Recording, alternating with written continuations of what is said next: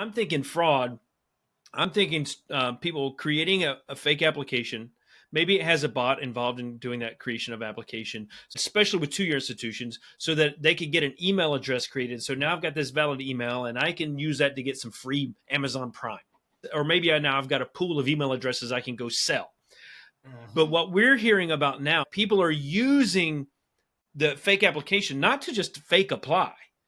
They're doing it to fake enroll. They're actually registering for courses. They're actually paying for courses with fraudulent credit cards. That's exactly what we're seeing. And you spoke of the pandemic. What the pandemic did, it created the perfect storm for the fraudsters, bro.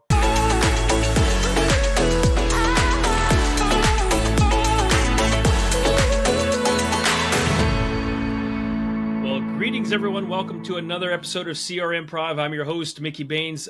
Excited to be back with you this week. I'm really excited for this episode. We've been talking really some high-level strategy when it comes to CRM and when it comes to student success and admissions in higher ed. Today, we're going to get a little more tactical. We're going to get in the weeds. We're going to get technical. I'm really excited to have Maurice Simpkins with me. Maurice is I call you an entrepreneur in higher ed because it doesn't just stop with what we'll talk about with you today, but I know you've got ideas and you're an idea generator for this space.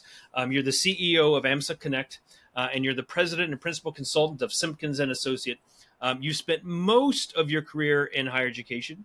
Little pause or slow down for a couple of years as you got an opportunity to play in the NFL, playing with the Green Bay Packers and St. Louis Rams. And then after that, you jumped into a direct practitioner role, working directly in higher ed. And then you did that really up until the pandemic, paused, started looking at, well, what are the things I could help really build to solve the problems I have in my role in higher ed today? You built them, which is, maybe 1 in 10, 15, or 100,000 people that could actually say, let me build the solution that solves my problem.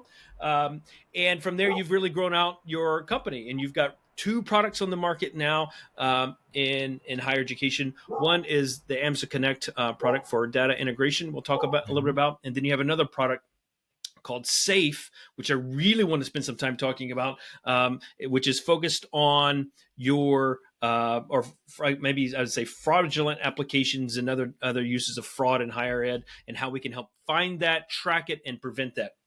So, Maurice, welcome to the show. Really excited to have you on with us. Thank you very much, Mickey. Thank you very much. Great introduction. I felt like I had to bring someone else with me there. You kind of really covered my background in higher education. I do want to just mention one little thing. I really got into the world of consulting prior to the NFL. And so when I left the NFL, I was still in consulting while I was working the full-time gig. And that's where I started launching the company. It was really around 2015 or so, where LaQuisha and I, my wife, really came together and said, we can make this into, a much larger item than me doing one-off consulting gigs. And from there, we launched on to larger things like, the platform and, so forth and so on. So, you've seen really the industry for longer periods of time from both sides. From consulting, you've seen it as a practitioner. You've known some of the struggles that you've seen on the IT side. Before we dive in, let's get the elephant out of the room here. Everybody's going to want to know a little bit about this NFL career that you had. And when you and I first met, we probably talked for maybe 45 minutes just around this piece, because I've always think of breaking down how we operate in higher ed, and I like to compare that to football, thinking of how we operate as a high school team versus a college team versus NFL team. And we talked a long time about this, and thinking about the precision and level and expectations of how we execute what needs to happen at a high school level versus collegiate versus professional, and comparing that to higher education. Because when I think about what an NFL player and an NFL coach does to perform at a professional level, and that level of detail that we put in, it's not at the same level when I look at how we operate in higher education. Now, I know we could say, well, we're not paid the same as we might be in the NFL, but the needs and expectations that might be put on our shoulders as an individual contributor might still be near the same, but yet we don't operate in the same way. So, So tell us a little bit about your experience in the NFL. I know you got that call. I don't know who would say no Yeah, that got the call. I would really struggle having someone trying to force me to say no. Like that's an opportunity of a lifetime. it What did you feel was. like when you got the call? I think it was from the Packers first, right? Yeah, it was. It was unexpected. I was Mickey. I was sitting down working in the morning, like I do every other morning. It's around 9 something, and I got a call from a local phone number that I didn't know, and I had been working out. I had played arena football in Green Bay, and I've been sending my film out there. I'm a tech guy, so breaking down film and sending it out weekly with little clips and things like that was nothing for me, and so I did all of that, and I had some receptance, and they had to give me some communication back. So I was feeling good about continuing communicating. And after the season was over, I stayed in Green Bay so that I could work, and because I was working in higher education consulting, and that gave me the opportunity to really train and hone in. And so I was working a gig, and got a call from the Packers, and they asked, could I come up there and work out in about an hour? I went out, I worked out. There was a whole bunch of other players there. I'll never forget. It was like 5 or 6 other former NFL players. I'm like the kid, the guy who was just writing software code 30 minutes ago. You know what I mean? I've had to call my clients and say, hey, I got to go to Lambeau Field. Like it was a different type of moment. But I went out there, I worked out. It was a great experience. I'll never forget walking in Lambeau for the first time, seeing the Super Bowl trophies, walking into the locker room, and just feeling the aura of being in the place. I was like permanently glued on smile type of thing, and it was awesome. Did the workout. I'll never forget. Coach Kevin Green was there. I idolized him from when he was with the Yeah. Carolina Panthers. And when he was a linebacker there, I saw him, and he was one of the first people who worked me out. I did everything I was supposed to do, and then they told us we were done. They said we were done. Some of the guys had to wait on flights and things like that. Their car service to come pick them up.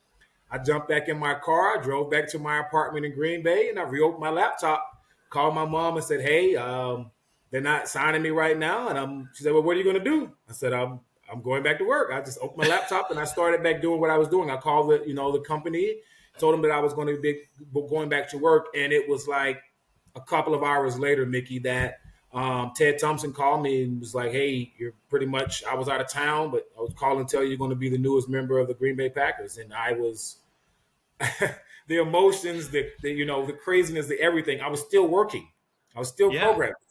So I had went back to the computer, just doing what I do. I was doing a Lucian colleague development at the time, and I loved it. And so it was what I was doing, and I literally shut that down around 12:30, 1 o'clock. I went over, did all the talks, contracts, and everything. I was on the practice field at 6:30 that evening, and as a Green Bay Packer. Yeah. Waking up that morning as an Aleutian colleague developer consultant. So it was definitely a transition, but I had been working out locally at the Dunn BB House of Speed, now called Synergy Sports, down in Green Bay. Guy Scotty Smith, really, really good. And I had kept my size and my weight. I wasn't your Yeah. typical IT developer guy, which is why I've always worked remotely as well. Not many Yeah. doorways and office frameworks that I fit in comfortably. So it's given me that little bit of flexibility. But it was a great experience. It taught me things that I today bring back to the world of higher education. Things like the attention to detail. I was around some wonderful players: Charles Woodson, Aaron Rodgers, Clay Matthews. I was around these guys daily and able to watch their approach to the game of football, and I mimicked my approach to the world of IT and software development and higher education when I was there, to the way that they went after things. I watched the way A-Rod watched film, the way that, Charles Woodson would look for tendencies. Clay Matthews always knew an advantage that he had on whoever he was going against. And so those type of things I put into play. I remember I even put my playbook in Microsoft PowerPoint. We had this humongous 700-page playbook, and I dropped it onto my pocket PC at the time that was running Microsoft Word or something, and I could go through the PowerPoints and see the plays. And that was kind of like my first automated playbook type of thing. And I brought a lot of that, going the extra mile to make sure that, the things that you need to get done are done. I brought all of that vigor back into the world of higher education, which is why I've continued to have fun. My team and I, when we're coming together, when I go to a conference, it's like, hey, we're at the Super Bowl. That's my mentality here now that my life is and my specialty is higher education. That's fantastic. I love that story. And you talk about that attention to detail, like that level. Like there's a threshold you cross when you're looking at detail where you go from amateur to professional, and Mm-hmm. and there's another level I think when you go from working professional to superstar professional, Yeah. and that level of detail, knowing that and putting that in and picking that up. I think it's a great thing to observe and see and carry over into your work. I think you probably see some of that coming through with the amount of clients that you're signing. Yeah. Um, and so, as we were talking, one of the things when you retired from the NFL, Mm-hmm. and you were consulting in the higher ed space, and you were also working in the higher ed space, and you started kind of building out development to solve your day-to-day problems. And I think you said that was around the pandemic when that occurred. Well, what problems, maybe let's start there. What problems were you kind of facing that you wanted to try to build your own code to solve for? Um, Man, I'll tell you, it was everything. I was never satisfied, Mickey. Okay, I was the kid who was always a big dreamer, and if someone said it couldn't be done, I live by the motto, the poem, "It couldn't be done." Someone had said it couldn't be done, but he with a chuckle replied that maybe it couldn't, but he'd be the one who wouldn't say so till he tried. Like that's my Love it. mentality. Love Everything it. I go into, and so I'm going to try it. I'm going to try it. And so I was actually working in higher education, and I was approached by a couple of ed tech firms that were doing integrations, moving data from one system to the other between higher education's disparate systems. And they asked me for some help in the specific area where I was working in Lucy and colleague, and I helped build out some integration abilities there. But as I began to work with more clients were asking of me things that these other platforms weren't either doing or weren't willing to do. And a lot of it revolved around real time data. I worked in higher education. I know the value of someone just applied that's in our system right now and we can move forward versus someone just applied is in our system in 2 days. They applied to 5 other schools. Some other school responded to them. We've now lost that opportunity. My first job at Kishwaukee College, I got very, very close with our registrar and understood the things that made registrars tick and how the institution moved, from there on. So I wanted to make sure it was real time. Yeah. Myself and our other resources, we went in and built out the AMSA Connect platform to be a real time integration platform. Data moves in one system, it is immediately reflected in the other system. That was what we were after. And it started with, their additional conversations at a Lucian Live with a couple of clients. And we signed Dallas Baptist University as our first client I don't know, 4 or 5, 6 years ago now almost. And we've kind of expanded, from that point forward. And it was a great thing because again, I was building a software that I wish I had, something that I knew other colleagues in the industry would appreciate. It wasn't like I wanted to just build something and throw it into higher education and say, hey, Yeah. they'll buy this or they'll take it. That was how I got involved. And, we eventually stayed involved. I had worked with a company that did address verification.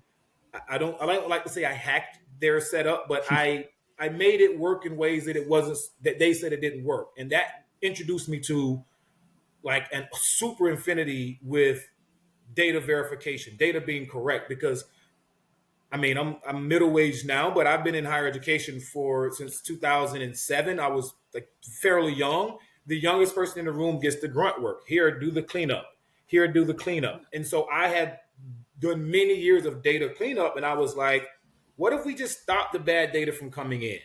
And working on a project at Suffolk University, I got really involved and understood how address verification had importance. And so then I started putting address verification into the AMSA Connect integration tool, where when data moved in transit in real time, it would verify the address and tell you when it got to the third, your other system, whether it was good or bad. And within our interface, you could correct that address, it'll give you some suggestions to fix it, things of that sort. Um, Mickey, over the next couple of years, we had a couple of clients come back and say, hey, can we get phones verified? And can we get emails verified? And I mean, I'm a developer. I'm not a salesman. I'm not a product builder. Yeah. I listen to the guys and my higher ed colleagues, and I build what they ask me for, head down coding. And Yeah. so I see address verification, phone verification, email verification. It wasn't until mid 2022 that a client comes to us and says that bad address, bad phone, and bad email are all related to fraud. And at that moment, like my entire world stopped. We sat on the call, listening to them, and within a matter of moments, I knew that this was something that was going to help them, specifically this institution, never really thinking about how big of a problem fraud could be. We started working with that institution. We spoke to a few other institutions, and it was almost like it was unheard of. I mean, it was like a boy band. Like you remember back in the days when like NSYNC and Backstreet, Yes. it was like everybody was coming like, wait a minute, you have a solution for this? You have a solution for this?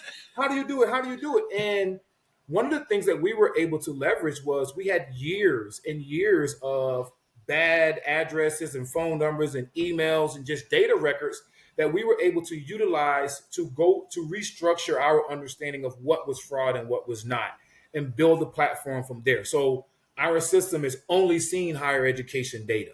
We're Yep. solely for higher education market, and so that sets it apart and truly makes our onus on protecting higher education where it should be, which is, those are our colleagues. I still see myself as a colleague in higher education developer. I just get to work with a few more institutions now as a company. Yep. So one of the things that's really interesting to me when we think about fraud, I didn't understand for a while when we say fraud exactly what that meant. Mm-hmm. You're talking 2022. Back in 2022, maybe even 2021, when I'm thinking fraud, I'm thinking people creating a fake application. Maybe it has a bot involved in doing that creation of application, so that especially with two-year institutions, so that they could get an email address created. So now I've got this valid email, and I can use that to get some free Amazon Prime. That's what Yep. or maybe now I've got a pool of email addresses I can go sell. Mm-hmm. But what we're hearing about now, and I know you've seen heard this, and I know you've heard some. You've probably got some good stories to tell about it. But that people are using the fake application not to just fake apply; they're doing it to fake enroll. And that was probably like when I first heard that months back, it's like eye opening. You mean to tell me that people aren't just applying; they're actually registering for courses. They're actually paying for courses with fraudulent credit cards Mm-hmm. to try to then go to drop a schedule and then to get a cash refund back Yes, sir. for the money. Like that's the extent we're talking about that fraud has occurred and how it's grown over the past few years in higher ed. And Is that what you're seeing? And is it more than that? Is that what you're seeing? Is it more than that? Do you have good stories to share? That's exactly what we're seeing. And you spoke of the pandemic. What the pandemic did, it created the perfect storm for the fraudsters, bro. What it did was it forced a lot of the schools that were paper processes. Okay, think about this. Think about the three things that really create this perfect storm. Schools on paper processes now have to immediately go to some sort of electronic form. Something. A lot of schools were just taking their website developer, telling them to put together a website form, throw some words on it, so that they can continue to get applications. And it was just spitting it into a CSV or whatever.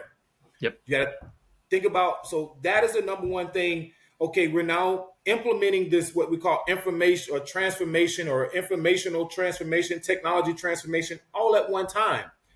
That mixed with the fact that the government released so much funds out into the world of higher education, coupled with the fact that higher education during the pandemic was what? Obliterated. We didn't know if we would survive.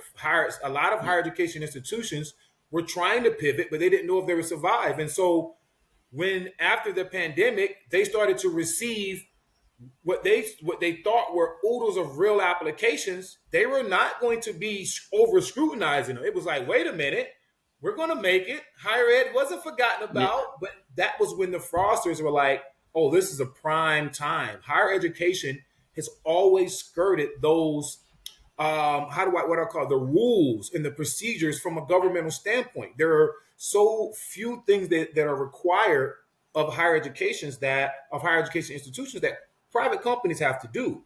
And so some of these institutions, were major targets to where folks created bots that just went after Yep. them for emails. But Mickey, I mean, some institutions, when you're talking smaller schools, they didn't know what to do. Some of them put up a paywall. Oh, a $25 application fee. If you really think about a $25 application fee, I mentioned this to my mom. I said, Mom, if I had to pay $25 for every application that I did, how many would I have done? She says, probably 3 or 4. And I think I applied to almost 20 different schools. So you think about how many kids that would hinder from being able to apply to that school. Besides, if I'm a fraudster and I have fake information, I've got fake credit cards. So now you just made it easier for me to make you think I'm real. Oh, they paid the application fee. I'll give them a little more chance that they're not fraud when I'm sitting Yeah. back saying, okay, I know I got 30 days to pay the application fee and the registration fee before this comes back on somebody's credit card and I potentially get busted. Or Yep. I've stolen this credit card and it potentially gets listed as a stolen item. So what they've really done with the application fee is give the fraudsters an in to try the card with a lower amount versus the larger amount. So now I can foolproof proof of concept with all of these cards to know which ones I can actually use when I go after the major targets. And so, I mean, it's gotten crazy, Mickey. We've seen instances where fraud rings of organized crime have gone after institutions. We've seen instances where schools talk about where the same person in the flesh has come in, different hairdo, blonde one day, brunette another, as two different people who have applied to the institution. That's bold, Mickey.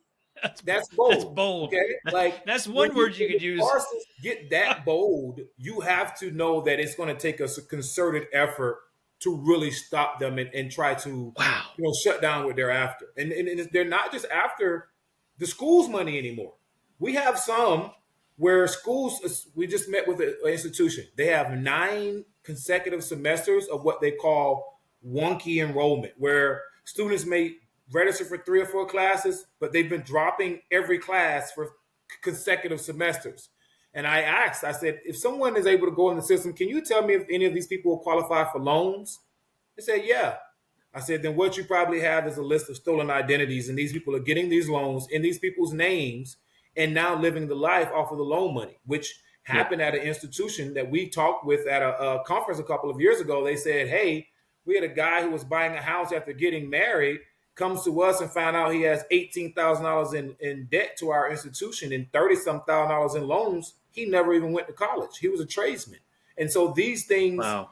happen to people and really start to have a trickle down effect, not only at the institution, but it's starting to have an effect on your everyday, hardworking man and woman. And that, to me, as a victim of identity theft for the past 15 years, I feel as a developer that I can help be on those front lines of protecting higher education. And that's what the SAFE product is for.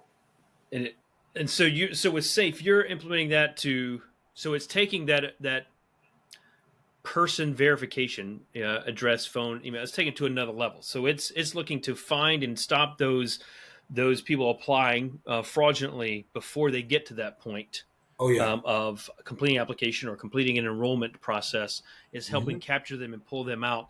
Does it help flag the institution so that we can say, okay, here's someone who's been pulled and flagged, and now we can do some intermediate steps to verify if this is a real person? I'm assuming it does all of that. Yes, we actually just released a new version that has case management communication, so they can click a button and send a text message to that person to see if the phone number is real. Click a button and send an email, or click a button and send a series of numbers to the email, and then the phone number gets a text message that says, "Return to us that series of numbers that were sent to you in an email." So it verifies the email and the phone, Okay, kind of like a multi-factor authentication type of infrastructure.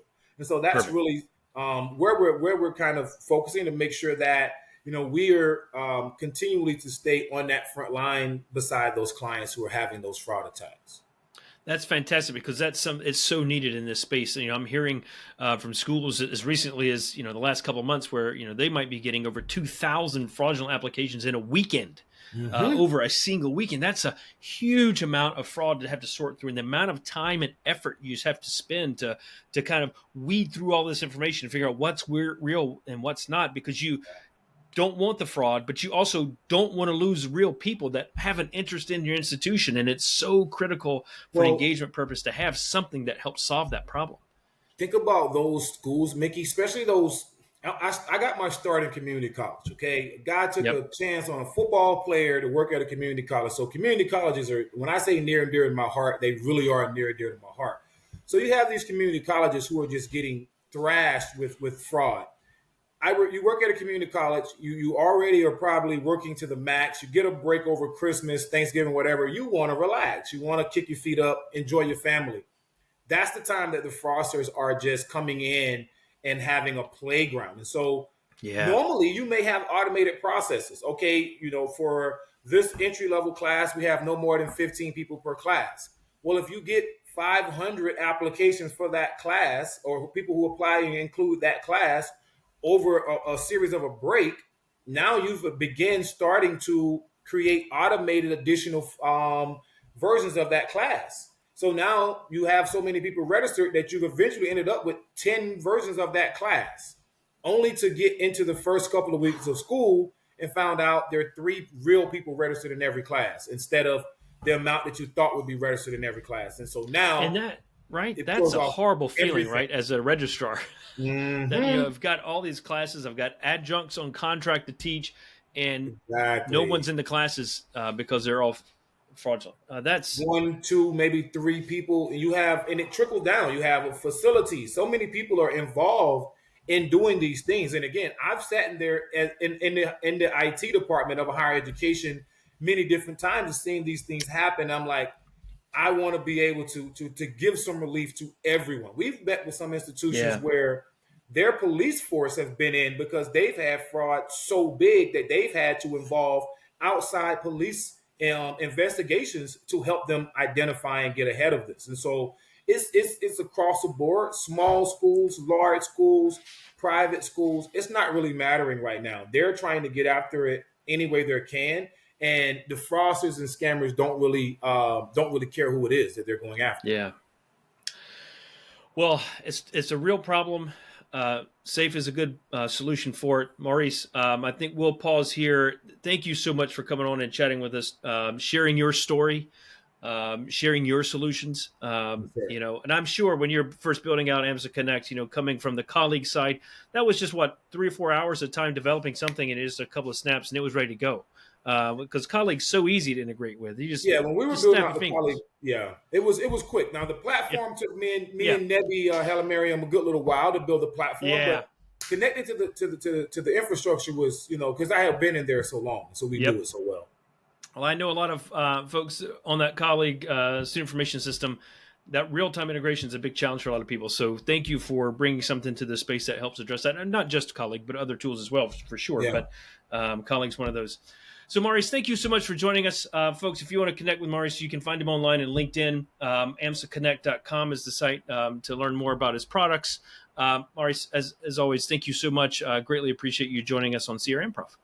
No problem. Thank you very much, Mickey. It's been a great pleasure not only getting to know you, but having a combination and a connection with you over our passion on higher education and making a difference on the positive front. Yes, absolutely. Everyone, thank you for watching and listening to another episode of CRMprov, brought to you through the podcast network of the EdUp Experience. We'll see you next time. Thank you so much.